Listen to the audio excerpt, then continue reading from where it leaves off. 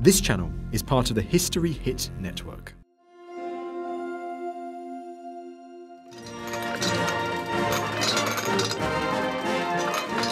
The wedding of Charles and Camilla finally took place on April the 9th, 2005. It had been delayed for 34 years because they'd been married to other people, and then for a day because the Pope died. The wedding was meant to boost Charles's image, and the royals hoped it would bring an end to the negative publicity he's been getting. Over the last 30 years, Prince Charles has been attacked and mocked, sometimes because of his behaviour and sometimes because of his often odd ideas. To some, Charles is ahead of his time, even a genius. To others, he's, if not mad, maddening, brilliant, or bonkers, or both. Tonight, we probe the mind of the man who has waited longer to be king than any other heir to the throne.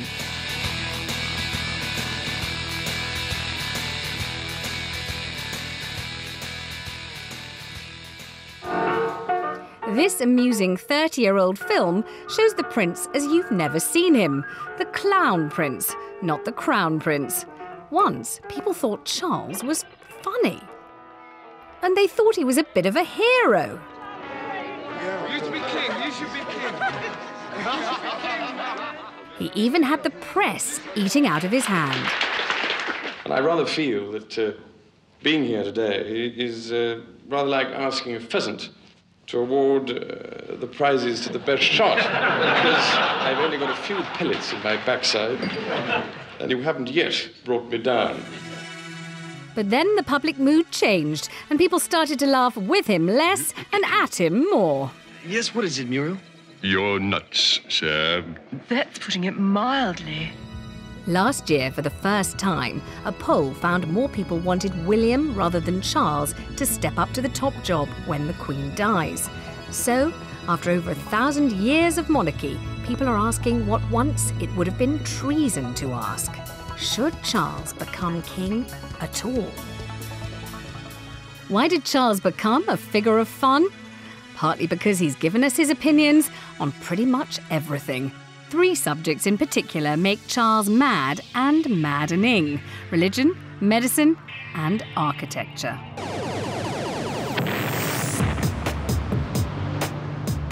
In 1984, the prince denounced plans for a modern extension to the National Gallery as a monstrous carbuncle on the face of a well-loved and elegant friend. I think when he talks about monstrous carbuncles and puts architectural practices out of business, which has happened, and that is questionable. It becomes dodgy when he starts, when people's livelihoods start, when he starts interfering. And then there's God. Charles's ideas on religion defy a long, significant tradition. For the last 500 years, the British monarch has been supreme head of the Church of England and defender of the faith, the Christian faith.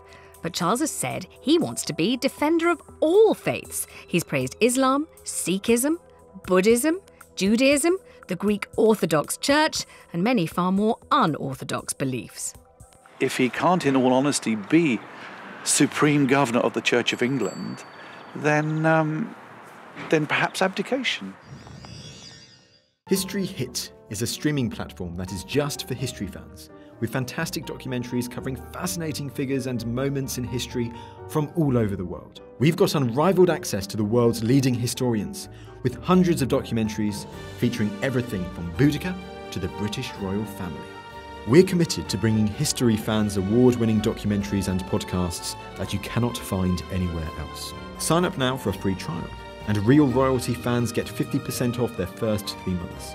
Just be sure to use code REALROYALTY at checkout. Prince Charles's views on medicine are very controversial. Since 1982, he's been arguing British doctors need to treat not just the human body, but also the human soul. Such an approach may be given any number of descriptions.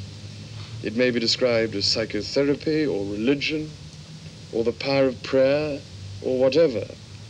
I just think he is so wrong about medicine, but he is surrounded by people who just reinforce his prejudice. In 2004, the prince even suggested coffee enemas can prevent and cure cancer as part of the controversial Gershon diet. How will Your Highness take your coffee today, sir? Down the hatch or up? The blue enema bag has been specially designed to take not instant coffee, but a special organic brand. There's not a shred of evidence that it does any good, that it is ineffective and toxic. Where do these bizarre therapies come from? The answers turn out to be quite surprising. I felt I just had to go. Laurens van der Post was famous for his mystical beliefs and his influence over the rich and powerful. Some people would say he's responsible for the wackier side of the prince. I mean, if I ever hear a speech in which Prince Charles says that he believes in flying saucers, I'll know where it comes from. Van der Post's influence was probably less on the medical side. I think it was much more, what's it all about, Alfie? It was philosophical and spiritual.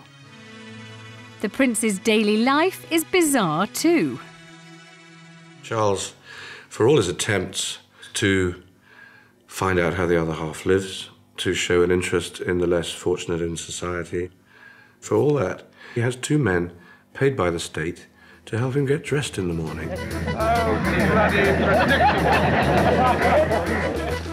In his youth, he even needed help with girls. I fixed him up with so many girls. He used to come to my attic and bring all these girls there. And we used to play jokes, practical jokes on him and lock the door up.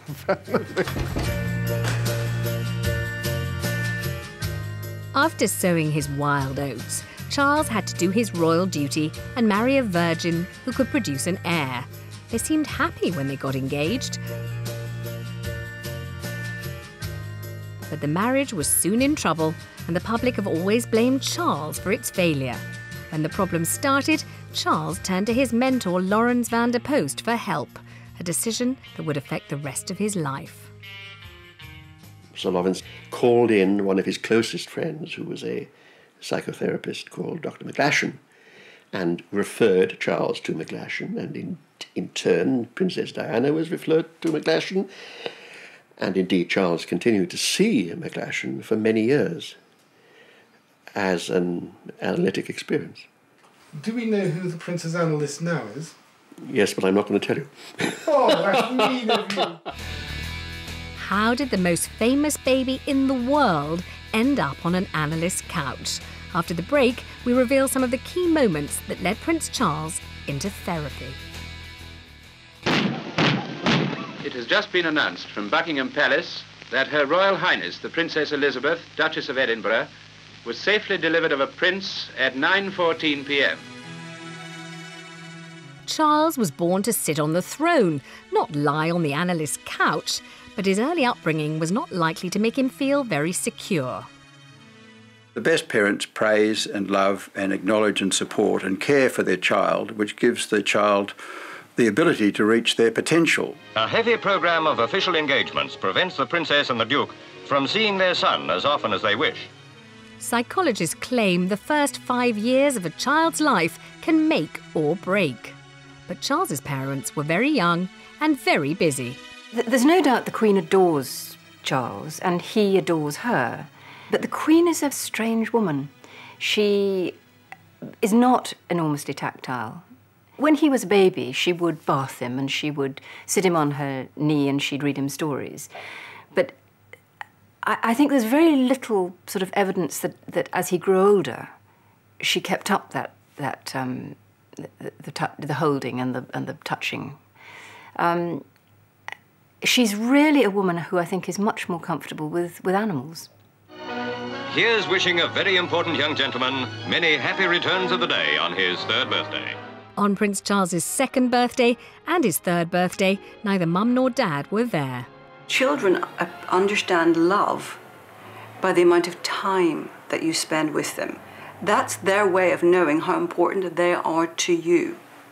So to neglect your children on what is considered the most important day in the year, their birthday, is disastrous.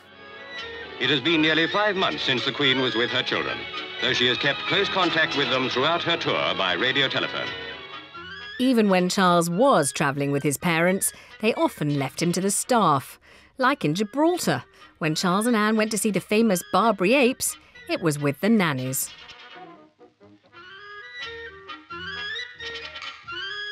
But there were perks. When he was 4, Charles was voted one of the 10 best-dressed men in the world. Charles was always a very sensitive child. What Philip wanted was a man's man. He wanted a tough little boy. He wanted Princess Anne. At the age of 13, Prince Charles was sent off to his father's old school, Gordonston, where the education stressed physical activities. At school, Charles discovered he liked acting. When he played in Macbeth, it made headlines all over the world. He was miserable for about 3 years there. Nobody would make friends with him because they didn't want to suck up. So he was very lonely. He just managed to sort of come to terms with and settle in when they sent him off to Australia. And so he spent another year sort of trying to make friends and settle in. And then he was shipped back to Gordonston to take his A-levels. And it's a miracle that he got as many as he did. And then, of course, people said, oh, well, you know, he didn't get into Cambridge on merit. It was only because he was Prince of Wales. Look at those miserable results. Most students with a B and a D at A-level would never have got to Cambridge in the first place. The occasion was both informal and formal, with Lord Butler introducing Prince Charles to Mr. Dennis Marion, the senior tutor. Initially, he was, I think, quite nervous. The first suggestion coming from probably government circles was that he should come up for 2 years and we would set up special courses for him and so on and so forth, to give him a general education. Well, as soon as I interviewed him, I could see that quite obviously if he wanted to do an honours degree, he could. And obviously that there would be more pressure on him than an ordinary undergraduate. And so a new boy joined the ranks of the freshmen at Cambridge. I have a mind. I'm letting out Here he let his hair down a bit. He discovered that he liked playing the fool and had a talent for it. exciting, ladies and gentlemen. I haven't seen anything quite like it before. I think I got quite a large one here. It's very, very large indeed. He was hilarious. Because one of the things he's always been incredibly good at doing is imitating. You've probably noticed this. And he can not only imitate people, but he can imitate noises terribly well. I love imitating and mimicking, and I enjoyed it enormously at school and university, the actual business of acting. In a strange way, so much of what one does requires, I find, acting ability in one way or another. Oh, he's having a whale of a time because he was totally relaxed and doing subjects that he thoroughly enjoyed doing. He's obviously always been interested in history, and I remember one of his supervisors said to me that he obviously enjoys this subject. After all, it's mostly about his own family. But there was no playing for laughs when, 10 months before his finals, Charles was invested as Prince of Wales. The sword about his waist, the coronet upon his head, the gold rod in his hand. In giving to the prince these insignias of office, the Queen could not conceal the gentle touch of a mother. Perhaps some people would think that it is rather anachronistic and out of place in this world, which is perhaps somewhat cynical. But I think it can mean quite a lot if one goes about it in the right way. It's not the sort of thing that an ordinary undergraduate had to put up with an honours examination just around the corner. And that's really why his grade slipped to a lower second in his second examination. He said to me, said it was probably the last time he would ever be able to do exactly what he wanted to do without any interference from outside. After Cambridge, Charles went into the Navy. It was his first job, a chance to prove himself, and the Navy was in his blood because his great-uncle Louis Mountbatten had been Admiral of the Fleet. Mountbatten, who he revered very much and I'm sure loved very much as his uncle, he looked up to him, and I think he wanted to do well in the Navy for his uncle's sake. Technically, Charles is a rear admiral, but the only ship he's ever commanded is a small minesweeper. Great chap. He was he's self-deprecating humour, he's intelligent, hard-working, focused. I know it's contrite to say, but he has that elusive thing called officer-like qualities. I think it gives one a very useful experience, very useful experience of responsibility and discipline. I think responsibility is the most important thing. Is the actual trust that's put in you to deal with other people. Then you can break through the pressure wave on the stern, and you would then avoid the danger of being sucked in or out. We were on exercise off Anglesey, and unfortunately, when we came to weigh anchor in the morning to move as a squadron, Prince Charles pulled his anchor up to find the Tross Channel telephone cable was hooked on the flukes of his anchor. And they spent a long time trying to get rid of that cable. And they didn't. So finally, they had to ditch 1.5 shackles, I think it was, of phosphor bronze chain, which is probably the most valuable thing that naval minehunters carry. The Navy criticised Charles. 3 months later, he stood down from active service, sent off by his shipmates, who draped him with a toilet seat. Philly Productions presents a horror film. As he left the Navy, Charles reverted to being a clown and made 3 psychologically revealing comedy films. Revealing because he's quite endearing and vulnerable. Because you got bigger legs than I have? Absolutely. You think you can tell me what to do? Yeah. Look, I will tell you one thing, and one thing only.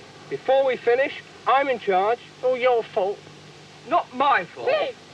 I charge. It's your fault. You don't remember. Do. You get it all wrong. No, it's your fault. Don't smile at me. Seriously, good enough. I'm going to make a pilot out of you if it kills me. I hope it does to you, big Emmanuel. Just because I got shorter legs than him, it's not fair. He was telling me a story about, I think it was fundraising or something, on a walkabout in Salisbury. I think it's for the cathedral roof. And lots of people there, and he was going up and chatting to people, and he met a big fat Welshwoman. And this Welshwoman said, "Oh, I'm so delighted, you know, look here, you have our Prince of Wales." And out of the blue, she said, "I'm just recovering from a mastectomy." And straight away he said, "You must be feeling pounds lighter." To which she fell apart laughing and, took it all in good stead. I mean, to come back quickly like that, you saw lots of examples of that sort of thing all the time with him. After the Navy, Charles never had a full-time job again, other than being the Prince of Wales. And no one really knows what that job means. In his public appearances, Charles would show off his self-deflating humour.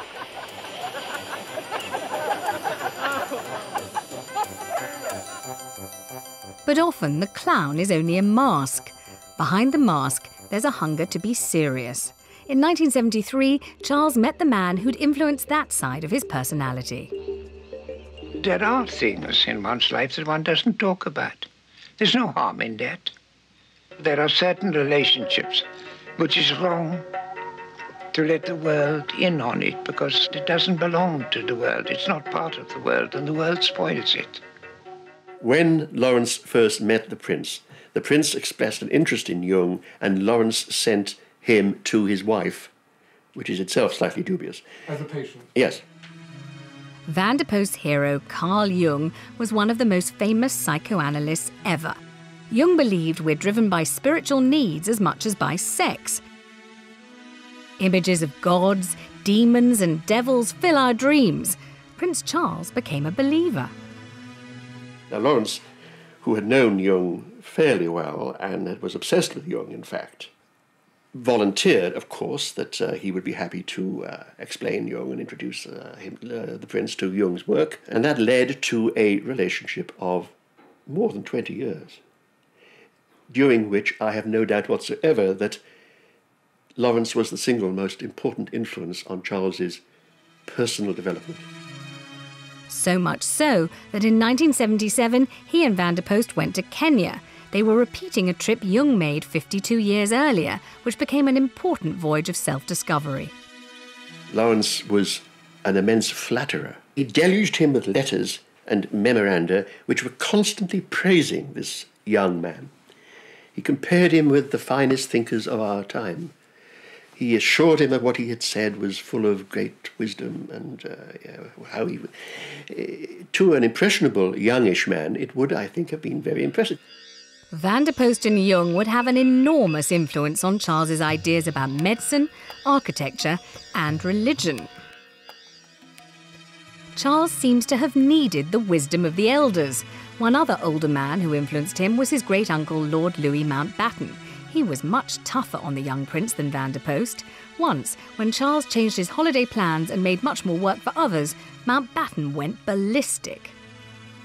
Mountbatten wrote a very stern letter to him saying that your behaviour is totally indefensible. You're becoming just like your great-uncle David. I see all the same sort of frivolity and irresponsibility coming out. You must take a pull. You must not become like your great-uncle David. Think what happened to him. Prince Charles's uncle David, known as King Edward VIII, had to abdicate because he wanted to marry a divorcee. It was traumatic for the royal family.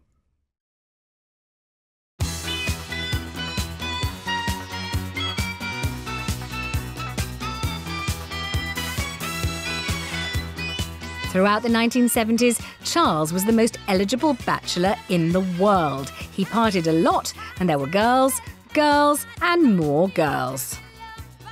Not in every port, but there were a couple. There were a few that I met and liked. Davina Sheffield, one that always springs to mind. She was a delightful young lady. We thought there was something serious there, but it didn't happen because she had a past which is so frowned upon by certain personages. One of Charles's girlfriends even posed for Penthouse, which did not totally surprise his friend Louise, who had fixed him up with so many girls. Prince Charles, for some reason, he took a liking to me, and I helped him out and I advised him. Told him how to behave with girls, how to treat them, not to be too nice, to be tough, strong, manly. And, and to play, kind of tough and hard to get. And because they all knew who he was. The most extraordinary allegation Louise makes is that at one time in the 70s, Charles shared a mistress with two other well-known polo players. One was Sarah Ferguson's father. Jane. Jane. Yes. Jane Wood. Yeah. So what was she like? Well, she played the game. She was having an affair with the manager of the club. Who was that? Major Ferguson. She was an affair with John Horswell, who was the #1 player for England, and she was an affair with Prince Charles. Well, that I knew. The three I knew. As Charles neared 30, he was under more and more pressure to marry from his father and Lord Mountbatten. He had prescribed for Prince Charles that after a period of sowing his wild oats, he should find a beautiful, sympathetic, suitable English girl who had got no previous entanglements. Mountbatten was extremely keen that Prince Charles should marry his granddaughter, Amanda Knatchbull, who was a particularly charming, intelligent and attractive girl, and would have made an absolutely smashing queen. Mountbatten almost brought it off, I think, but he pushed too hard. There was uncertainty on both sides. They wanted to be left to themselves to make it up. In the end, the Prince of Wales had to remonstrate quite firmly with his great-uncle, saying, look, will you please leave us alone and let us make up our own minds in our own time and get on with it in our own way. And then, for the first time, the 31-year-old prince had to face the death of someone he loved dearly. They that go down to the sea in ships and occupy their business in great waters. These men see the works of the Lord and his wonders in the deep.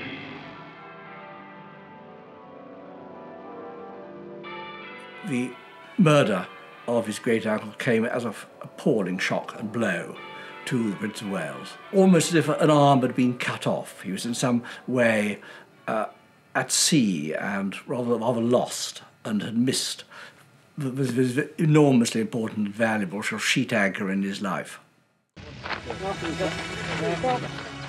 In 1981, Prince Charles did what Mountbatten had recommended and got engaged to the perfect English rose, Lady Diana Spencer. The engaged couple faced the press. And I suppose in love. Of course. Whatever in love means. Well, it obviously put your own interpretation. Obviously means two very happy people. Yes. Once again, congratulations. Well, from us, congratulations. The simple truth is that he wasn't in love with her. I think he knew, and he certainly knows now, exactly what love is. And I think that he was put on the spot, and in an unguarded moment, he found it impossible to lie. And the prince's guru, Lawrence Vanderpost, was with him in spirit on the honeymoon. Charles wrote, Diana dashes about chatting up the sailors and cooks, while I remain hermit-like on the veranda deck, sunk with pure joy in one of Lawrence Vanderpost's books. May we see your son, Your Royal Highness? Then Charles made a very personal choice. He made Vanderpost his son's godfather. It is obviously absurd to appoint a man of 75 to be the godfather to your baby. I am convinced Charles was saying, whether he rationalised it or not, is that this man is my godfather. I put in his hands my own spiritual and moral life. Vanderpost and Jung would influence Charles's ideas on medicine, religion, and even architecture. Just as unorthodox were Vanderpost's ideas on being faithful to one's wife. The prince must have picked up another aspect of Lawrence's life, which was that he was, to use the simple word, a womanizer. Vanderpost had a wife and a long-term mistress. His and Charles's intellectual hero, Carl Jung, also had 2 women in his life. Vanderpost saw nothing wrong in the prince having a wife and a mistress. It would all lead to trouble.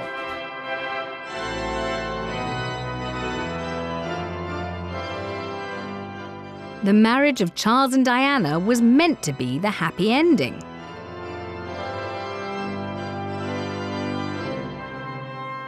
But it was soon clear the couple were not happy at all. She loved him very much. She told me she loved him. And she must have believed initially that he loved her. Yeah, so she was very disappointed, very sad, you know. If you're an above-averagely bright graduate and you marry somebody with 1 O level, really, there comes a time very shortly when there's not a lot to talk about over the breakfast table. I think the one thing that really destroyed his confidence was his disastrous marriage to Diana. He just didn't understand what it was that was making Diana so unhappy. He couldn't cope. He's a very, very needy man. He needed a wife who would support him, who would help him, who would be there for him, who would bolster his ego and talk to him about all the things that troubled him and worried him and he wanted to do with his life. Because she was so wrapped up in herself, she couldn't give him anything. So the 2 of them were just poles and poles apart. Charles was also beginning to have problems with his public life. The press started to mock his passions for oldie-style architecture, eccentric spiritual ideas, and alternative medicine.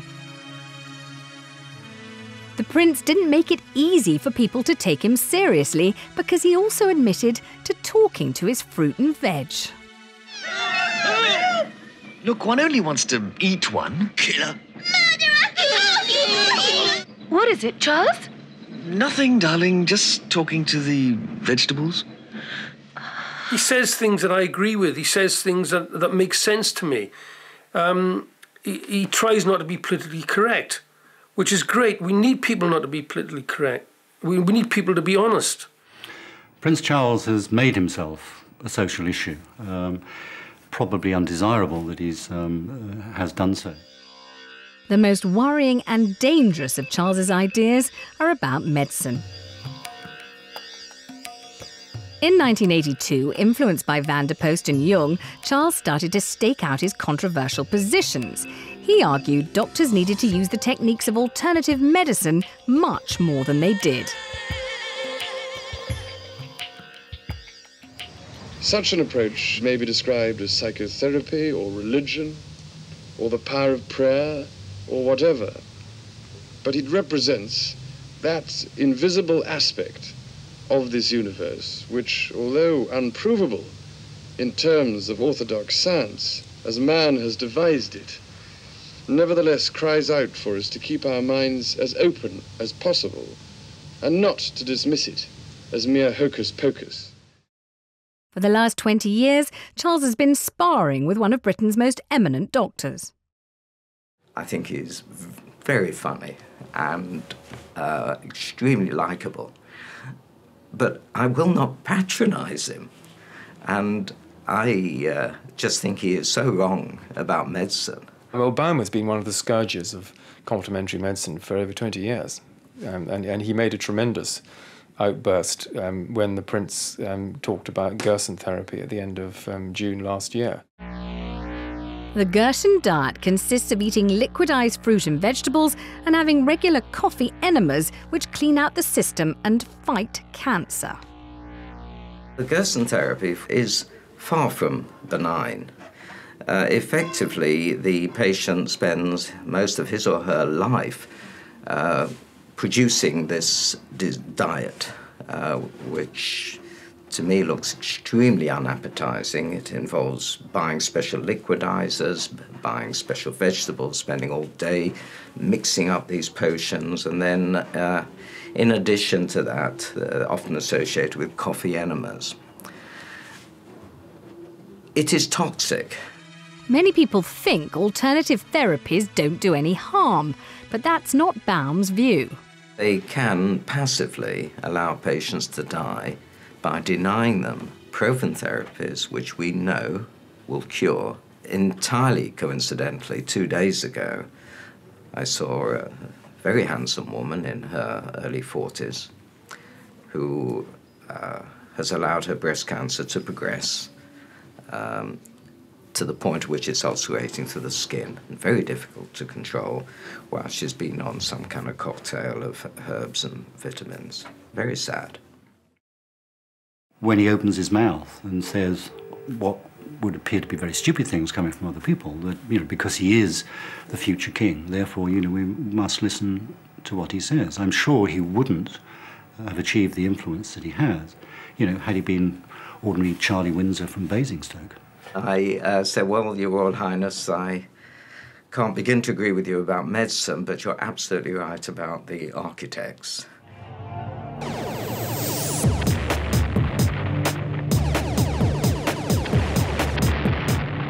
Throughout the 1980s, Charles attacked modern architecture, but then he wanted to do something positive, and in 1989 he announced he had a dream.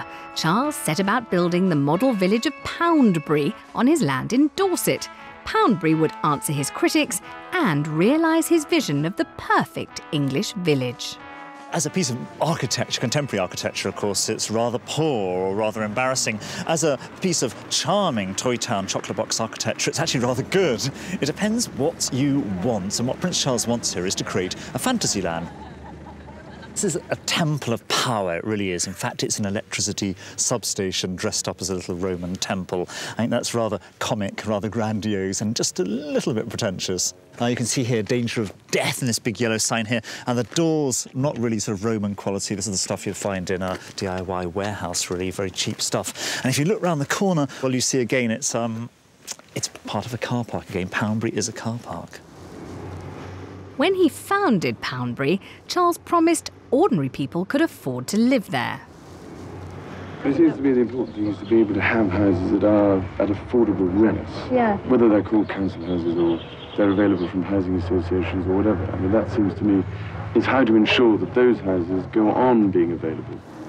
But house prices in Poundbury now start at £300,000. You imagine that in Prince Charles's dreams, the people that live here would be perfect model citizens who'd touch the forelock and would never do a thing wrong.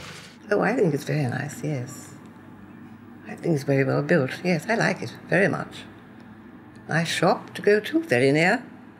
Nice walks, very quickly available to us. I can't think of a nicer place, actually.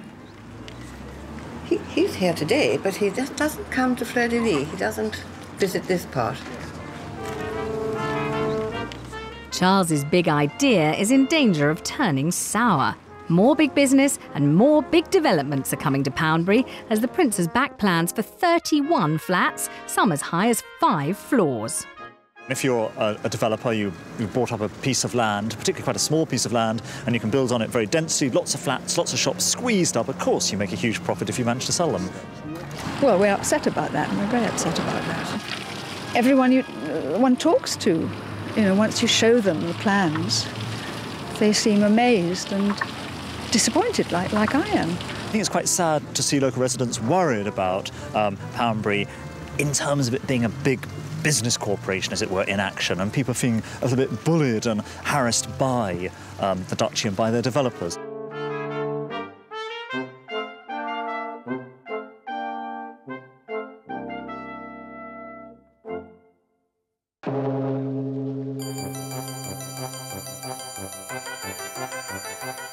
Charles has always been full of contradictions, and one is, while he always has to be totally proper in public, a lot of evidence suggests he's a very passionate man in private.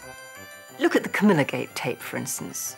The whole world sniggering and laughing over him saying how he wished he was a Tampax. I'll just live inside your trousers or something. It'd be much easier. What are you going to turn into? A pair of knickers? You're going to come back as a pair of knickers? Oh, God forbid, a Tampax. Just my luck. How on earth do you hold your head up after that?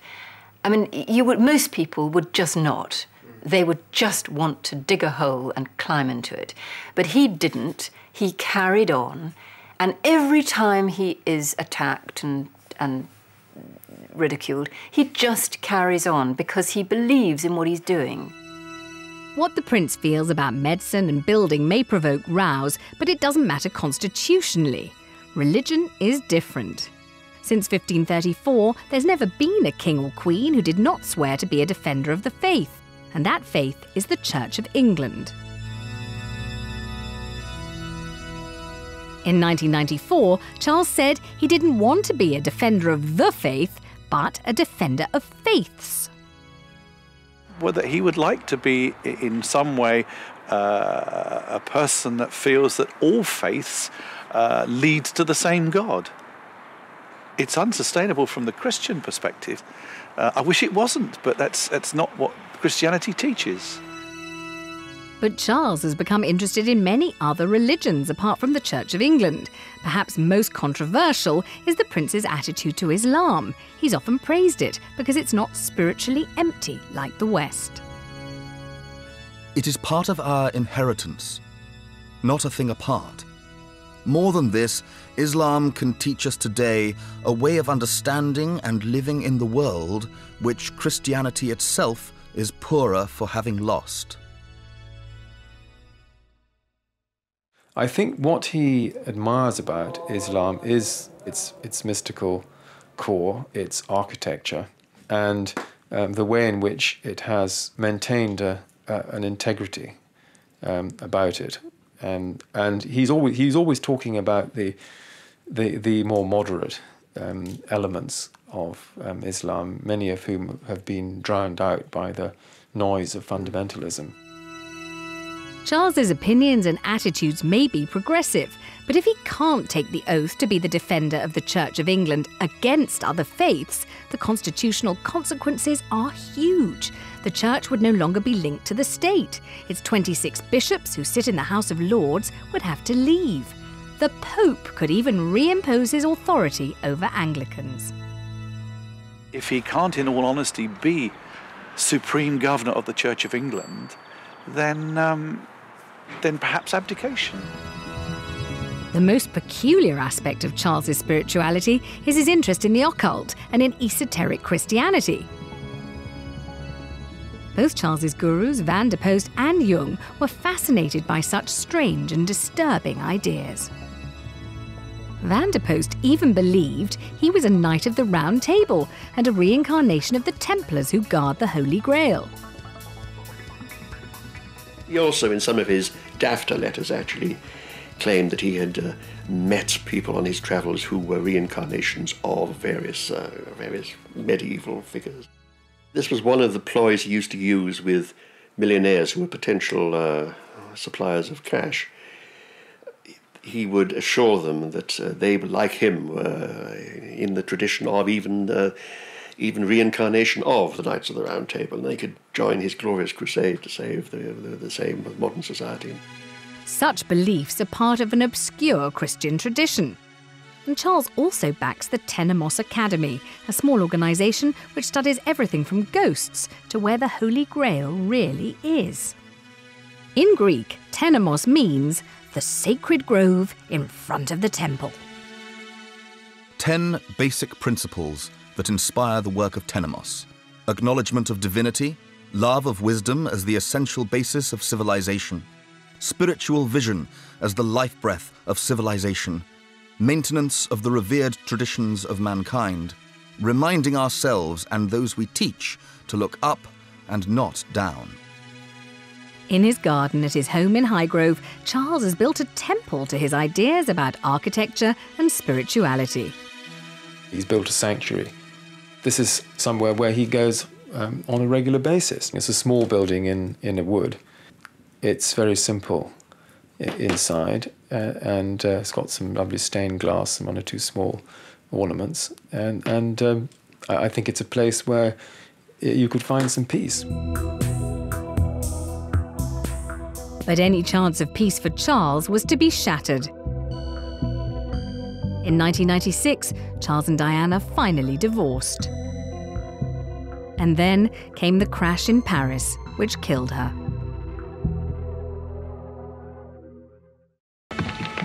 When Charles went to bring Diana's body back from Paris, he appeared to maintain his composure.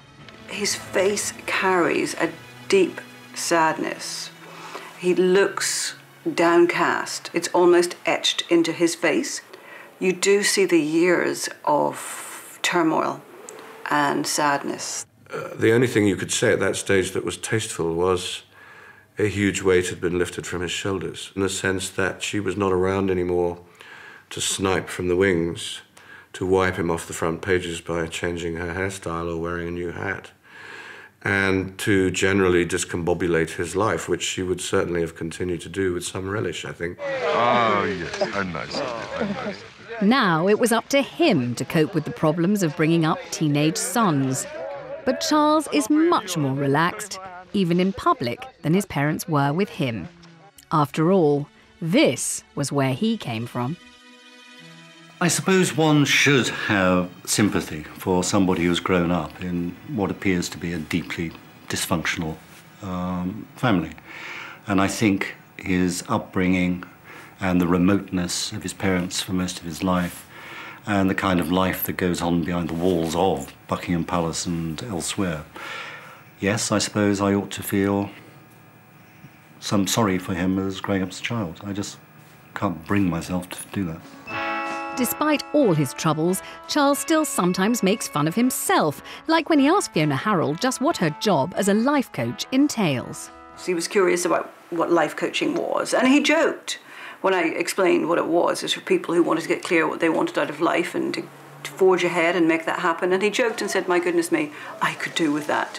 So actually he's got a tremendous sense of humour. You know, he was poking fun at himself. The palace hopes that Charles's second marriage will be happy and help restore his reputation and his popularity. I could see why he has always said that his relationship with her is non-negotiable. I could absolutely see the tower of strength that she is to him. Yeah, because she's like a mother. I imagine. I can't explain anything else. And Charles hopes he'll get a more sympathetic hearing for his deeply held, but sometimes rather hard to understand, beliefs about the universe. Perhaps we just have to accept that it is God's will that the unorthodox individual is doomed to years of frustration, ridicule, and failure in order to act out his role in the scheme of things, until his day arrives and mankind is ready to receive his message. We do not use the word lunatic, sir, in relation to His Majesty. Charles can even take comfort from the past and has frequently defended George III, the Mad King. When felons were induced to talk, they were shown first the instruments of their torture. The king is shown the instrument of his. Meaningless discourse! This brilliant film vividly showed how George III was treated. It was so unfair, Charles argues, perhaps because he can identify very easily with the sufferings of George. I am the King of England, no, sir! You are the patient!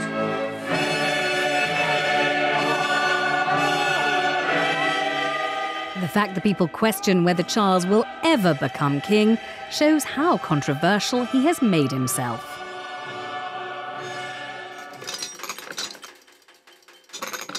So now many people are asking, should Charles get the top job?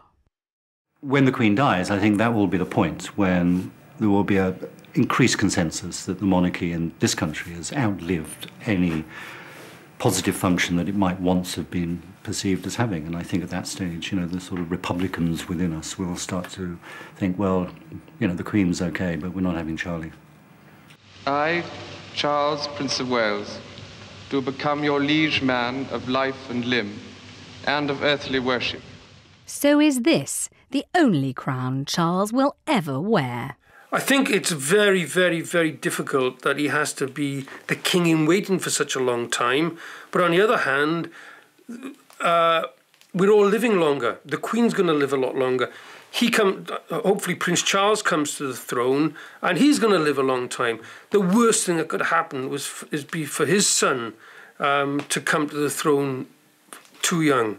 I think Charles does think he will become king. I certainly don't think he's preparing to hand over to William or to abdicate himself. No, I think he will become king. And I think he'll be a very, very good king.